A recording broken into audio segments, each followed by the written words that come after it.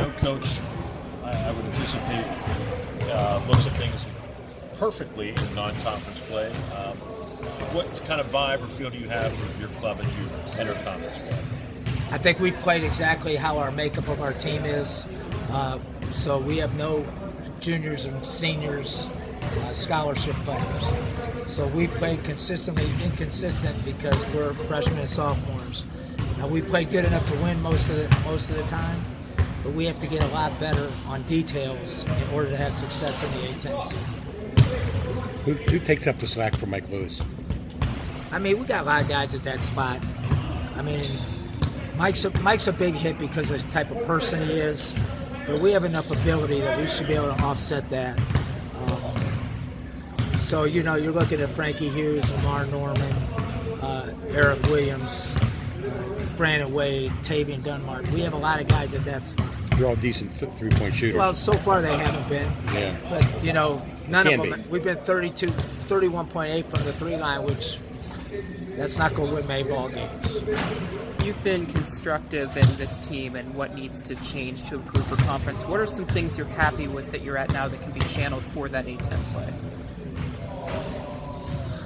What am I happy with? Well, I think we have good physical makeup, good ability. We just have to be more mature as people.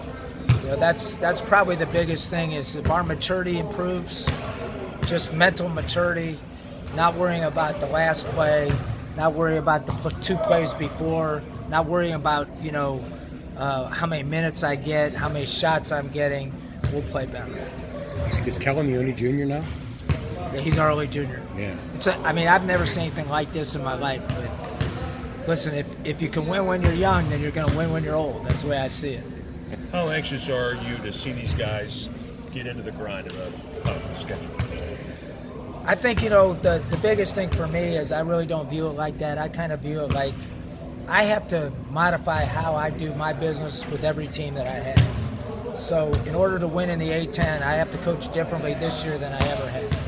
And if you're not smart enough to be flexible and change the way you do business, then you're not going to have success. So, for instance, the two teams I had at Akron that went 26 and 27 wins, I didn't have to pay attention to as much detail as I do with this team.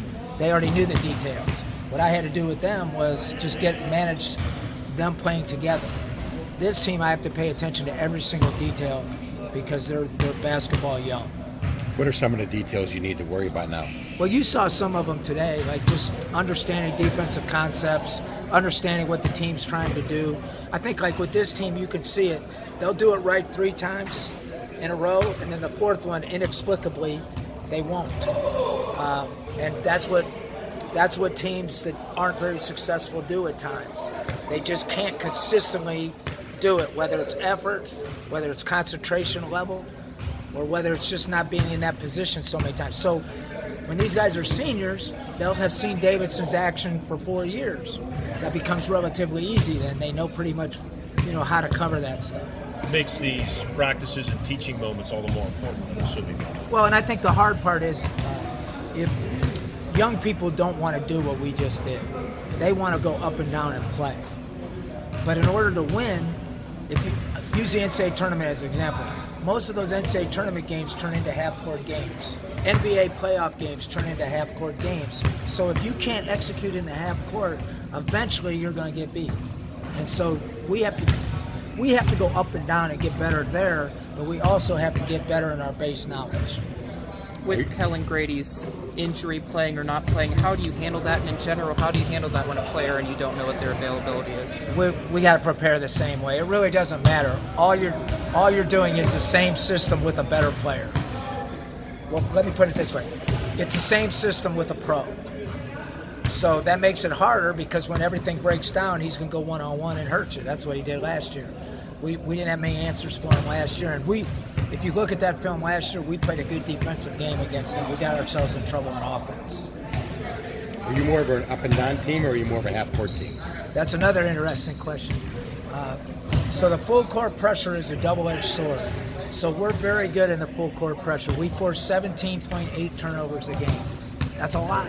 It's more than probably any of my previous teams in Division I have ever done. Now, I had some Division II teams that forced more than that. But you can't do that all the time to good teams. You can do it at spurts, but you can't do it all the time to good teams. So we have to get better at becoming a good half-court team so that we don't have to rely on the other. It's good to have it in your pocket for when you're behind, but you don't want to rely on it for 40 minutes.